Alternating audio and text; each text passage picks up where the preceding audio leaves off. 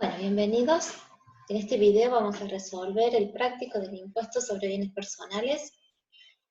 Vamos a ir al ejercicio número 1, en donde nos dice indicar en los siguientes casos si las personas que poseen estos bienes son sujetos pasivos del impuesto sobre los bienes personales, fundamentando la respuesta. En el punto 1, un menor de edad que posee 3 millones de pesos depositados en una entidad financiera del país en cuenta corriente. Ese dinero se lo donó su padre. En este caso sí es sujeto pasivo del impuesto por el artículo 17, inciso A de la ley.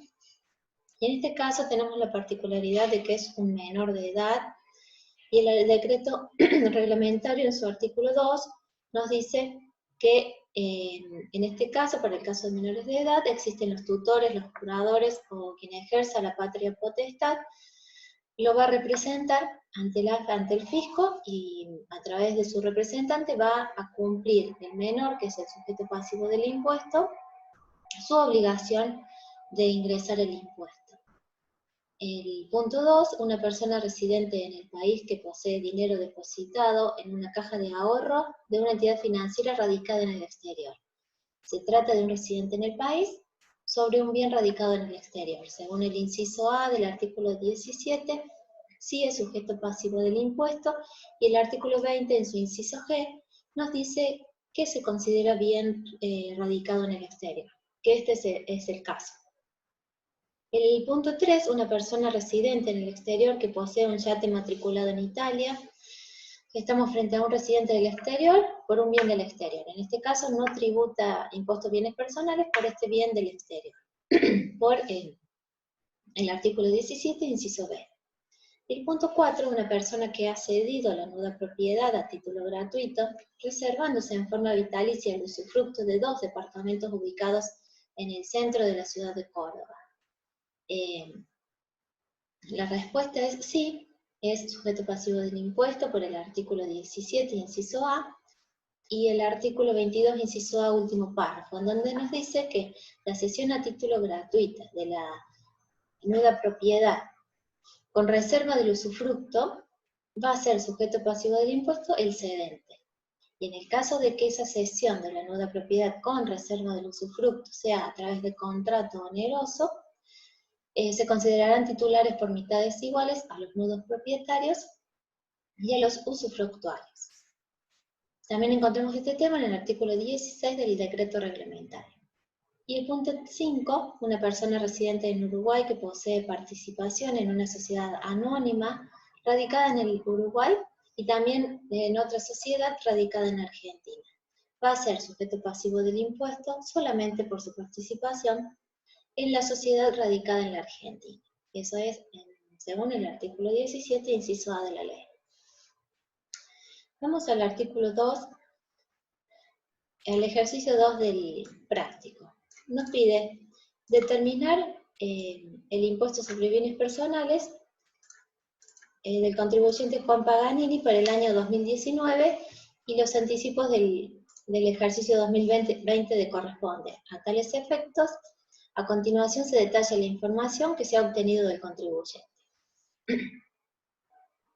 Tenemos inmuebles, posee un departamento que heredó de unos tíos el 15 de mayo de 2013, en Avenida Colón al 1400. La evaluación del departamento para el año 2017 fue de 2.304.200,54, y el índice de precios al consumidor desde diciembre de 2017 a diciembre de 2019 fue de 2,2713. En el artículo 22 de la ley, inciso A, tenemos la evaluación del inmueble, de los inmuebles, ya sean adquiridos o construidos. En este caso no tenemos evaluación ni valor de ingreso al patrimonio, o sea que solo nos vamos a basar en los datos que tenemos. Es decir, lo vamos a evaluar al departamento, a la evaluación fiscal que tenía en el año 2017, y le aplicamos el índice de variación de precios al consumidor desde el año diciembre de 2017 a diciembre de 2019, que es la fecha en la cual tenemos que determinar la base imponible para el impuesto sobre bienes personales. Aplicando esa actualización o ese índice a la evaluación fiscal del año 2017 nos da 5.233.530,69. Esto lo van a encontrar en el artículo 22 de la ley, inciso A, que trata de la evaluación de inmuebles. En este caso, vamos a tomar el valor, repetimos, la evaluación del 2017 y le aplicamos el índice de precios al consumidor a diciembre de 2019 y tenemos el valor actualizado. En enero del 2011 adquirió una casa en Villa Carlos Paz, la cual destina a casa habitación. La evaluación fiscal para el año 2018 fue de 1.815.718,16 y el índice de precios al consumidor desde diciembre de 2018 a diciembre de 2019 fue de 1.5383. Y la evaluación determinada según el artículo 22 da un valor de 2.510.000 pesos. Para financiar la compra de la casa, recibió un préstamo bancario por 1.400.000. Conforme lo pactado, el capital adeudado al banco al 31 de diciembre de 2019 era de 850.000 pesos. Bueno, se trata de una casa habitación. La particularidad de la casa habitación es de que una vez determinada la evaluación fiscal, nos permite, si destinamos ese inmueble a casa habitación, restarnos lo realmente adeudado por créditos que hayamos solicitado para refacción o construcción de la vivienda. En este caso, el saldo de esa deuda que me puedo restar, el saldo de ese crédito que yo me puedo restar, son 850.000 pesos. Pero ¿sobre qué evaluación me lo voy a restar? Acá me da la evaluación del año fiscal 2018 y el índice de precios del consumidor entre 2018 y diciembre de 2019. Pero me da la evaluación determinada según el artículo 22, que es la evaluación a la cual yo me tengo que, que adherir. Entonces, la evaluación según el artículo 22 de la ley, que me dice cómo evaluar el inmueble, me da 2.510.000 pesos. A esa evaluación le resto 850.000 pesos y me da 1.660.000 pesos. ¿Pero por qué lo pongo en bienes exentos o no gravados? Porque el artículo 24 de la ley del impuesto, donde me habla del mínimo no imponible, me dice que cuando se trate de un inmueble destinado a casa habitación del contribuyente, si esa evaluación, según las normas de evaluación de esta ley, me da un valor igual o inferior a 18 millones, no es un bien grabado. Entonces ese valor lo ponemos en la columnita de no grabado. El punto 3 donó en el año 2010 un departamento a su hija, reservando a su favor el usufructo del mismo. El usufructo fue a título gratuito. La evaluación fiscal para el año 2017 fue de 1.253.387,53. Y el índice de precios al consumidor, diciembre de 2017 a diciembre de 2019, fue de 2,2713.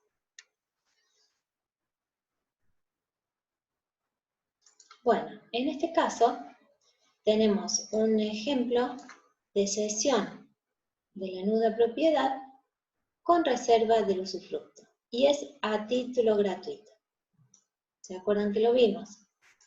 Entonces, en este caso, el contribuyente, el sujeto pasivo, va a ser este sujeto del ejemplo. Entonces, al departamento con el usufructo, lo evaluamos a 2.846.819,10. Repetimos porque tenemos la evaluación fiscal para el año 2017, que es lo que la ley en su artículo 22, inciso A, me dice cómo evaluar los inmuebles. Le aplico el índice de variación de precios al consumidor. Entonces, al 1.253.387,53 le aplico ese índice y me queda el impuesto, el departamento evaluado para el impuesto a los bienes personales en 2.846.819,10. Ustedes van a ver aquí las notitas que les aclaran en base a qué artículo está resuelto este ejercicio. Por ejemplo, en la notita 2 se trata de el usufructo, concesión de la nuda propiedad a título gratuito. En este caso, entonces, el artículo 16 del decreto reglamentario. Vamos a pasar a los rodados y naves. Tiene un automóvil que adquirió en el año 2015 en 220.000 pesos. La evaluación del rodado, según la tabla publicada por el organismo, al 31 del 12 del 2019 era 870.000 pesos. Y la evaluación del mismo, según lo indicado en el artículo 22, inciso B, es de 44.000 pesos. En este caso, la Dirección Nacional de Registros de Propiedad del Automotor publica una tabla con valores de automóviles y la AFIP toma ese valor, esa evaluación, como un valor referente. Es decir, que si nosotros evaluamos según el artículo 22, inciso B, el automóvil, y me da un valor menor a la tabla que publica la dirección, que es la tabla de referencia, el valor de referencia para la AFIP, si la evaluación según el artículo 22, inciso B, me da menor al valor que publica esta dirección, me voy a tomar el valor de referencia de la AFIP, que en este caso es este valor que publica la dirección al 31 de diciembre de 2019, y voy a evaluarlo por 870.000, que también tampoco voy a tomar el valor de adquisición porque es menor a 870.000. ¿Estamos? Entonces lo tengo aquí, 870.000, como bien grabado.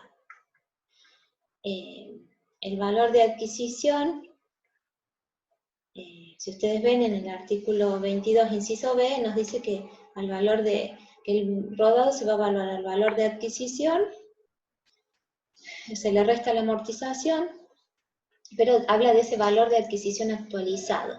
Para el año 2015 no había el valor de actualización de los ingresos al patrimonio. En el 2015 era 1, así que no se actualizaba, era como, no tenía, digamos, efecto la actualización. Por eso no lo tomamos, porque habla del valor de adquisición, actualizado. El índice era 1, menos la amortización, este valor me va a quedar en menos que 870.000, ¿me entienden? Entonces, voy a tomar 870.000, que es la referencia que toma, el dato de referencia que toma la AFIP. También tiene un velero con matrícula en Uruguay, pero que al 31 de diciembre de 2019 se encontraba en una guardería náutica en el Tigre. Su valor de plaza era, al 31 de diciembre de 2019, de 920.000 pesos. Entonces, es un velero con matrícula en Uruguay, pero que al 31 de diciembre de 2019 estaba en Argentina. Eso no importa, se va a evaluar como un bien del exterior, porque está matriculado en el exterior. Entonces y se evalúa al valor de plaza. Entonces ya me da la evaluación impositiva y pongo 920.000 aquí en bienes grabados del exterior. Bueno, seguimos. Ahora tenemos participaciones empresarias. Posee el 40% del capital accionario de El Árbol S.A., Sociedad Argentina. El patrimonio neto de la sociedad al 31 de diciembre de 2019 ascendía a 1.520.120 pesos. La sociedad no está inscrita en el impuesto sobre los bienes personales como responsable sustituto. No ha abonado el impuesto respecto al patrimonio neto el 31 de diciembre de 2018, ni planea abonarlo respecto del mismo al 31 de diciembre de 2019. Más allá de que la sociedad no cumpla con su obligación de ingresar el tributo a título de responsable sustituto, sigue siendo no computable la participación societaria en cabeza del socio. Es decir, las participaciones societarias, si bien están grabadas, pero están grabadas, digamos, el responsable sustituto de ingresar ese valor del impuesto sobre esas participaciones accionarias es la sociedad. En este caso, más allá de que no quiera o no se inscriba o no haya pagado el impuesto, el contribuyente no la incluye esa participación en su declaración jurada. Entonces, el 40% sobre esa participación, que son los 608.048 pesos, lo ponemos en bienes exentos o no gravados. Tenemos depósitos en dinero, posee una cuenta corriente en el banco francés. El 31 de diciembre de 2018 la cuenta tenía un saldo deudor de 15.680 pesos. Este ítem no es objeto del impuesto porque, digamos, es una deuda, no es un bien que yo tenga. En el mismo banco posee una caja de ahorro en pesos que al 31 de diciembre de 2019 tenía un saldo de 87.650 pesos. Lo ponemos como un bien grabado, 7.650 pesos, le vamos a la notita 4, no está grabado por el artículo 21, inciso H de la ley. Tenemos otro depósito de dinero, constituyó un plazo fijo, el 15 de diciembre de 2019, un plazo fijo por 550.000 pesos a 90 días, es decir que el 31 de diciembre seguía estando en el banco, donde posee su cuenta sueldo. Al 31 de diciembre del 2019, el plazo fijo había devengado intereses por 7.000 pesos. Entonces, vamos a poner como no grabado, que también está exento, el depósito a plazo fijo, vamos a poner los 550.000 pesos más los 7.000 pesos de intereses. Pero van a ir como bienes exentos o no grabados, de acuerdo al artículo 21, inciso H de la ley. Posee un crédito el 31 de diciembre del 2019 en dinero que dio a un residente en el país, es decir, prestó dinero por 500.000 pesos. Está grabado, como bienes en el país, 500.000 pesos. Dinero en efectivo, al 31 de diciembre del 2019 posee $1.000, adquiridos en el año 2015 a 13 pesos cada uno.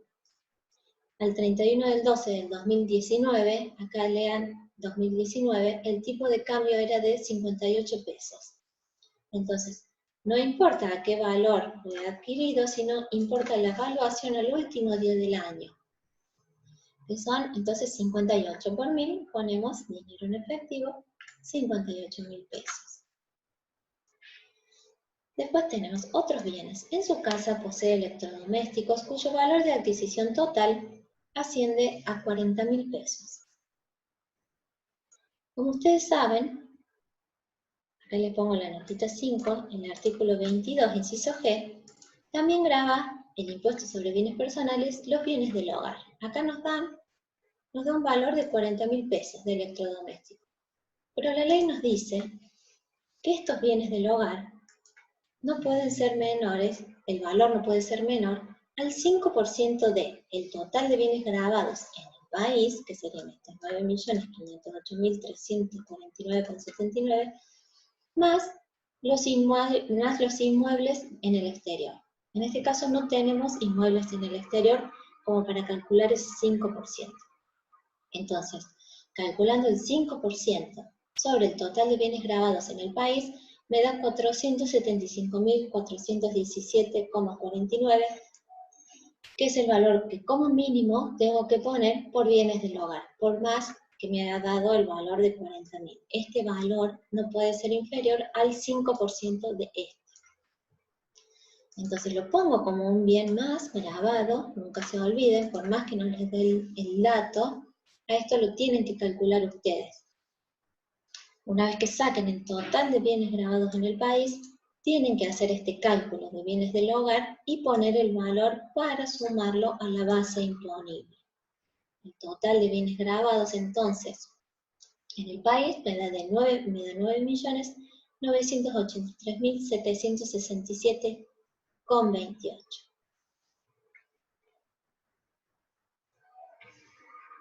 Tenemos un mínimo no imponible, según el artículo 25, segundo párrafo, que es de 2 millones de pesos. Esos 2 millones se los resto al total de bienes grabados en el país. Como podemos tener bienes grabados en el país y en el exterior, este mínimo no imponible primero se deduce de los bienes grabados en el país. En este caso se absorbe por completo y me siguen quedando bienes grabados en el país. En el caso de que los bienes grabados en el país sean menor que 2 millones, resto hasta compensar los bienes grabados en el país, y el resto del mínimo no imponible no absorbido se lo resto a los bienes del exterior. En este caso, se consumen aquí con los bienes en el país. Me queda una base imponible de impuestos sobre bienes personales de 7.983.767 pesos con 28, que aplicando la tasa progresiva, la escala progresiva, me da un impuesto determinado por bienes del país de 56.087,67 centavos. Ahora tenemos el cálculo del impuesto sobre bienes personales por bienes situados en el exterior. Teníamos el valor del yate de 920.000 pesos. Como no me quedó mínimo no imponible para restar, aplico la alícuota sobre los 920.000 pesos. La alícuota de impuesto para bienes situados en el exterior es del 0,70%. Esto está determinado en el decreto 99 del año 2019. Entonces sumo el total de impuestos determinados en el país, más el total de impuestos determinado en el exterior, por bienes situados en el exterior, y me da un total de impuestos sobre bienes personales determinado de 62.527,67. El total de anticipos que ha pagado, me dice acá, los anticipos abonados por este contribuyente para el año 2019 fueron por un total de 150.000 pesos. Entonces restamos 150.000 pesos al impuesto determinado y me da un saldo a favor del contribuyente de 87.472,33 centavos. Este saldo de libre disponibilidad, este saldo a favor del contribuyente es de libre disponibilidad y lo puedo usar para compensar impuestos nacionales. Los anticipos para ingresar e imputarlos al año 2020 van a ser 5 anticipos de 12.505,53 cada uno.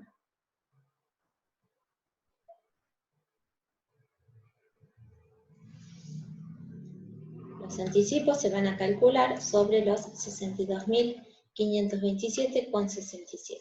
Los dividimos en 5. Esta es la base imponible para los anticipos, base de cálculo para los anticipos, y vamos a pagar 5 anticipos de 12.505,53. Este saldo a favor del contribuyente se puede usar para compensar estos anticipos. Acá vamos a hacer una aclaración en cuanto a lo que decíamos del valor de actualización. Los inmuebles y los rodados nos habla en el artículo 22 de que se van a evaluar. Una de las referencias es evaluarlos al costo de adquisición actualizado. Y dice, ¿cuáles son los índices de actualización a que hace referencia el artículo 27 de la Ley de Impuestos sobre los Bienes Personales a efectos de establecer la evaluación de bienes inmuebles y automotores, conforme el artículo 22 de dicha ley? Y acá lo vamos a explicar. En el caso de tratarse de bienes cuya fecha de adquisición, construcción o ingreso al patrimonio fuera hasta el mes de marzo del año 1992, inclusive, procede a aplicar los coeficientes que detalla la RG 38 y 36 del 94. A partir del 1 del 4 del 92, inclusive, el coeficiente de actualización aplicable es 1, atento a la estabilidad de los valores. Esto surge del artículo 39 de la ley 24073. Esto es lo que yo les decía de aplicar el coeficiente de actualización 1, por lo tanto el valor de adquisición del automóvil no iba a tener modificación, o sea, el valor actualizado era el mismo que el de adquisición de esos 220.000 pesos. Bueno, esa era una aclaración. En el ejercicio número 3, vamos a ver que en base al ejercicio anterior determine lo siguiente. Mes de vencimiento de la declaración jurada del impuesto sobre los bienes personales del año 2019, y si el saldo a favor de libre disponibilidad podrá utilizarlo para cancelar parte de los anticipos determinados. Bueno, la solución es que el vencimiento de la declaración jurada es en el mes de junio del año 2020. Y la respuesta a la pregunta de que si el saldo de libre disponibilidad puede ser utilizado para cancelar los anticipos determinados, sí, que es lo que habíamos adelantado antes. Bueno, vamos a hacer este ejercicio número 4 de verdadero o falso y justificar la respuesta. Cuando un contribuyente adquiere un inmueble con crédito y lo destina a casa habitación, el saldo de su crédito puede ser deducido del valor fiscal del inmueble siempre. Es decir, tanto si es otorgado por una entidad bancaria o por un familiar, siempre y cuando esté debidamente documentado. Es decir, esta es una afirmación y debemos decir si es verdadero o falso. Y es verdadero. El artículo 22 no condiciona la deducción del crédito al tipo de persona que lo ha otorgado. Es decir, el artículo 22 nos permite deducir del valor imponible de la casa de habitación el saldo de nuestro crédito por la adquisición o refacción del inmueble, sea un crédito bancario o por un tercero particular. Siempre y cuando esté documentado, me puedo deducir ese monto, el saldo del crédito, para calcular el valor impositivo del bien. Todos los depósitos bancarios en cajas de ahorro en el país o en el exterior están exentos del impuesto sobre bienes personales. Es falso. Solo se exime del impuesto a los depósitos efectuados en entidades regidas por la Ley de Entidades Financieras. Es decir, por depósitos realizados en entidades regidas por la Ley de Entidades Financieras, por ende en el país.